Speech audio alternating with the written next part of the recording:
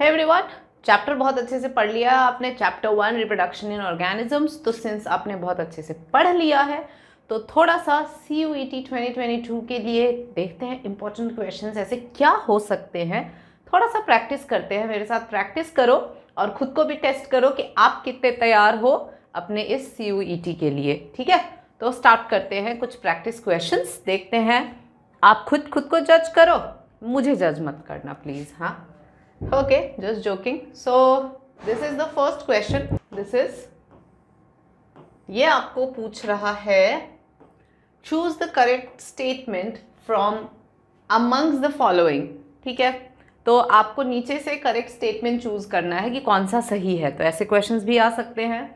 तो ऑप्शंस आपको दे रखे हैं। डायोशियस यानी hermaphrodite organisms are found only in animal. Hermaphrodite सिर्फ एनिमल्स में पाया जाता है डायोशियस में, क्या ये सही है? या dioecious organism are found only in plants, क्या ये सही है? या dioecious organisms are found in both plants and animals, या dioecious organisms are found only in vertebrates. तो अब आप देखो यहाँ पर ये ऑप्शन थोड़ा सा, हर्माफ्रोडाइट जो है वो सिर्फ एनिमल्स में, आपको लगता है ऐसा हो सकता है? या फिर सिर्फ प्लांट्स में हो ऐसा लगता है? हो सकता है। पढ़ा हुआ है आपने, ऑप्शन हमें समझ आ रहा है कि क्या होना चाहिए। और बिल्कुल सही, जैसे मैंने कहा कि सिर्फ प्लांट में नहीं हो सकता, सिर्फ एनिमल्स में नहीं हो सकता, ये होंगे दोनों ऑर्गेनिजम्स में। ठीक है, तो आपका आंसर आ जाएगा बिल्कुल ये वाला। ठीक है, that is dioecious are found in both. मतलब क्योंकि मेल डायोशियस क्या हुआ, डायोशियस यानी प्लांट के केस में मेल एंड फीमेल, ओके, अलग अलग। तो वो तो आपको ऑब्वियसली प्लांट में भी मिलेगा और एनिमल्स में भी लिखा हुआ भी है कि दे प्रोड्यूस मेल और female flower and never at the same time. So animals भी जैसे कि dioecious organism and some plants such as spinach, mulberry, ginkgo, they are also example of dioecious. तो कहने का मतलब दोनों में मिलता है। तो आप भी समझ सकते हो क्योंकि सिंपल सा लॉजिक लगाना है कि डायोशियस जो है वो मेल फीमेल अलग अलग, तो ऑब्वियसली सिर्फ प्लांट में ऐसा नहीं है, दोनों में होगा। इतना सा लॉजिक लगा लो, काम खत्म। नेक्स्ट क्वेश्चन पे आते हैं। ये पूछ रहा है आपको, there is no natural death in single celled organism like amoeba, bacteria, because, क्यों नेचुरल डेथ नहीं होता? They can not reproduce sexually, they reproduce by binary fission, parental body is distributed among the offspring and they are microscopic। तो ये option तो मतलब sexually reproduce करेंगे तो इससे क्या मतलब है? बाइनरी फिशन करते हैं, बट यहाँ पे आंसर सबसे ज़्यादा एप्लीकेबल ये वाला है कि पेरेंटल बॉडी ऑफस्प्रिंग में डिस्ट्रीब्यूट हो रहा है। तो जब पेरेंटल बॉडी डिस्ट्रीब्यूट हो गया तो बच्चे, मतलब वो डेथ कहाँ हुई? तो आंसर आपका यही होना चाहिए और यही है। You can check out the explanation here. साथ के साथ हम एक्सप्लेनेशन भी दे रहे हैं आपको। तो parental body is distributed among the offspring, क्योंकि माइटोटिक डिवीजन में बच्चों क्या होता है कि जब बाइनरी फिशन में वो डिवाइड हो रहे होते हैं तो पेरेंटल बॉडी ही आइडेंटिकल सेल्स में डिवाइड हो जाते हैं। Fine, so this is the reason. Next question देख लेते हैं। There are various type of reproduction. The type of reproduction adopted by organism depend upon। ये भी बहुत अच्छा है, मतलब रिप्रोडक्शन चूज करने के लिए किस चीज़ पे, खासकर कि ऑर्गेनिज्म के किस चीज़ पे डिपेंड करता है। तो habitat and morphology of organism, या morphology and physiology, organism habitat, physiology and genetic makeup. आपको क्या लगता है क्या होना चाहिए? मॉर्फोलॉजी एंड हैबिटेट, ये अकेला का मॉर्फोलॉजी इज एक्सटर्नल फीचर, तो क्या वो काफ़ी होगा? सेकंड सिर्फ मॉर्फोलॉजी कह रहा है, ये मॉर्फोलॉजी एंड फिजियोलॉजी यहाँ पर होना चाहिए कंप्लीट। दैट इज ये रहा ऑर्गेनिजम्स जेनेटिक मेकअप, क्योंकि इंटरनल कॉम्पोजिशन क्या है, हैबिटेट कहाँ रहता है, और फिजियोलॉजी इंटरनल, मॉर्फोलॉजी इतना क्या करेगा। तो इसीलिए आपका ऑप्शन डी जो है वो करेक्ट जाएगा। और यहाँ पे लिखा हुआ है कि हैबिटेट जो है वो अंडरगो सेल्फ पॉलिनेशन, क्रॉस या सेक्सुअल रिप्रोडक्शन। फिजियोलॉजी प्ले करेगा important role asexual and sexual दोनों में। एंड सोमैटिक सेल यानी कि वो जर्म सेल, वो जेनेटिक कॉम्बिनेशन, उससे पता चलेगा सेक्सुअल रिप्रोडक्शन कैसा होगा, राइट? मतलब how will the reproduction take place, कि सोमैटिक सेल है या सेक्स सेल्स प्रेजेंट है, उसके हिसाब से रिप्रोडक्शन का टाइप डिसाइड होगा। अंडरस्टूड बच्चों? तो ऐसे सोचना है। Next is identify the incorrect statement. Incorrect क्या है? asexual reproduction offspring produced are morphologically and genetically identical to the parent। ये ठीक ही लग रहा है वैसे तो। zoospores are sexual, गलत, they are asexual। asexual single parent produce offspring with or without formation of gamete, ये गलत है। with क्यों आया? Anconidia are asexual in penny, ये भी सही है। अच्छा इनकरेक्ट पूछ रहा है ना, ओके तो हाँ ठीक है ना, तो मैंने सही सही लगा दिया। इनकरेक्ट इज ये zoospores are sexual reproductive structures because they are asexual। बाकी तो तीनों सही है। आ गया? मैंने बताया था आपको zoospores are found in Chlamydomonas जो मोटाइल स्ट्रक्चर्स होते हैं और asexual spores होते हैं। Next, this talks about which of the following is a post fertilization event in flowering plants। तो पोस्ट फर्टिलाइजेशन यानी फर्टिलाइजेशन के बाद में, तो ट्रांसफर ऑफ पॉलन ग्रेन ये पहले होता है, एम्ब्रियो फॉर्मेशन ऑफ फ्लावर ये पहले हो गया, फॉर्मेशन ऑफ पॉलन ग्रेन पहले हो गया, embryo development takes place after fertilization and same is the answer.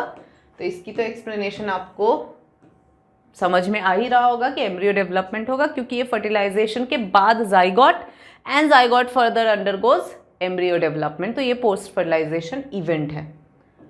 तैयार रहो बच्चों ऐसे क्वेश्चंस के लिए। देख रहे हो कैसे कैसे क्वेश्चंस आ रहे हैं।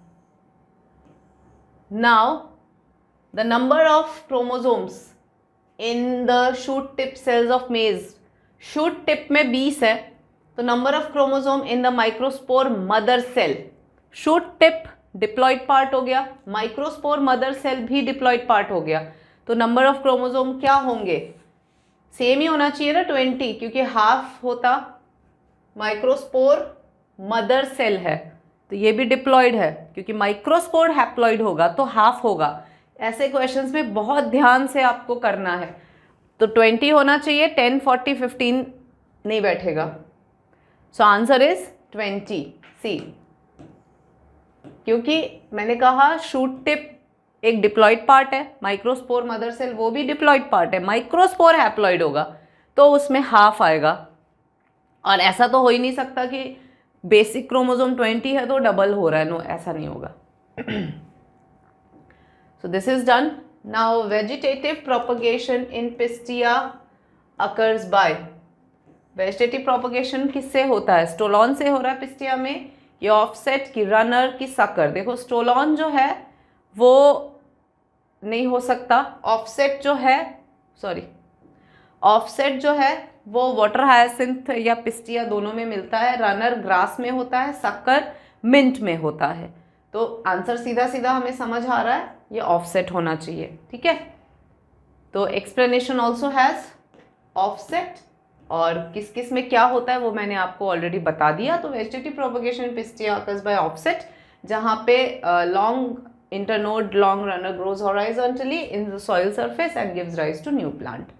ठीक है, next,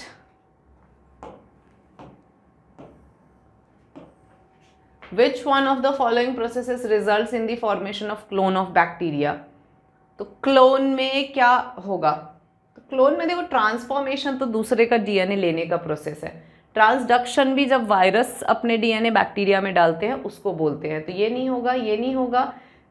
conjugation is also to bacteria undergoing genetic exchange, तो ये भी नहीं होगा। Answer should be binary fission, because clones produce करने की बात हो रही है, और यहाँ पर भी आप देख सकते हैं कि आंसर इज बाइनरी फिजन, क्योंकि क्लोन्स जो है वो बिल्कुल एग्जैक्ट कॉपीज की बात हम करते हैं क्लोन्स में। तो it talks about exact copies morphologically and identically, तो एसेक्सुअल रिप्रोडक्शन से ही मिलेगा, and binary fission is the mode of asexual reproduction. Now example of corm,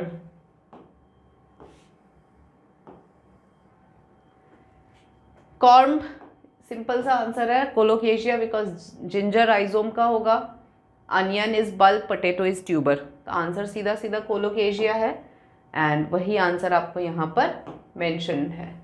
so colocasia, ठीक है। वर्टिकल फैशी वो गोल सा कॉर्म आता है ना। Next, what is common between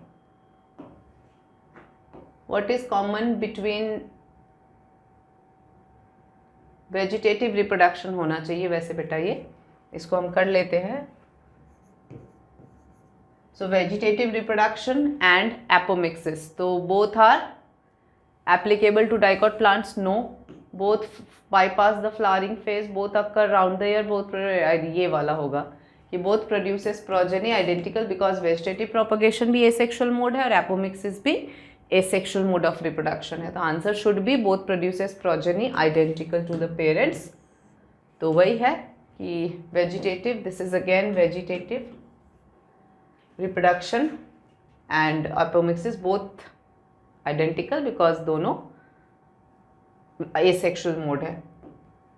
next, which part would be more suitable for raising virus free plant? उसके लिए तो वायरस फ्री प्लांट के लिए मेरिस्टेम सही है क्योंकि टिप ऑफ द प्लांट पे होता है और टिप ऑफ द प्लांट पे वायरस नहीं लगते हैं, तो वहाँ के एक्सप्लांट्स यूज़ करा जाता है। Answer is meristem only. मैंने आपको बताया कि मेरिस्टेम ऐसे टिश्यूज़ एक तो फास्ट डिवाइडिंग होते हैं ना, इसीलिए कोई वायरस वगैरह यहाँ पे नहीं लगता है। तो कभी भी कोई प्लांट ग्रो करना हुआ ना तो मेरिस्टेम से ग्रो कर सकते हैं। नेक्स्ट,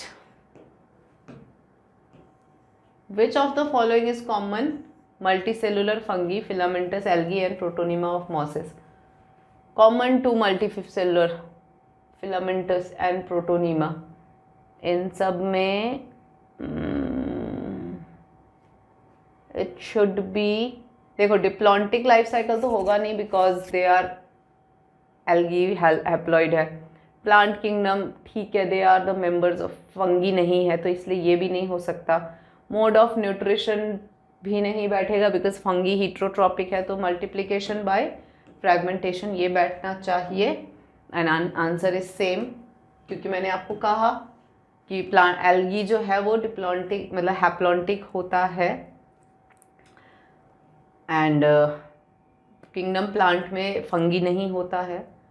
न्यूट्रिशन फंगी हीट्रोट्रॉफिक है तो उस हिसाब से फ्रैगमेंटेशन बैठता है। Next, banana is vegetatively propagated by, banana सीधा सीधा ट्यूबर इज पोटैटो, राइजोम से होता है, राइट आंसर। बल्ब अनियन हो गया, सकर्स मिंट हो गया, तो ये तीनों नहीं होंगे। Banana is cultivated by rhizomes and वो ही आपके यहाँ एक्सप्लेनेशन में लिखा हुआ है, ठीक है। तो यू नोट डाउन दिस। तो बच्चों ये थे कुछ इंपॉर्टेंट क्वेश्चंस जो आपके बहुत काम आएंगे CUET क्लियर करने के लिए। इसी तरह के इंपॉर्टेंट क्वेश्चंस हर चैप्टर के और इन जनरल भी हम लेके आएंगे, तो इसलिए stay tune to our channel and keep watching our channel and will keep you updated regarding the whole CUET processes as well as the important questions. So keep studying hard and let's just gear up for the CUET thing, right? So take care children, bye bye.